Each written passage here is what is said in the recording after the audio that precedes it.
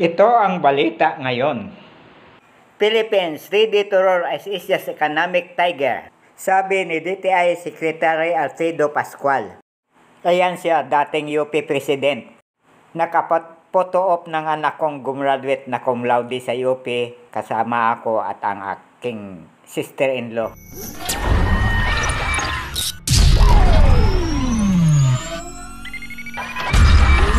Kaya sinasabi ko ito dahil ang pagkikwentuhan natin ngayon ay tungkol sa ekonomiya.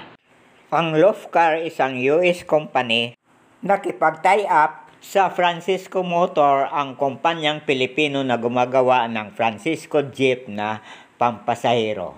Ang planta nila ay nasa 200 hectares na economic zone sa Camarines Norte. Gagawa sila ng sasakyan o van na nakakalipad.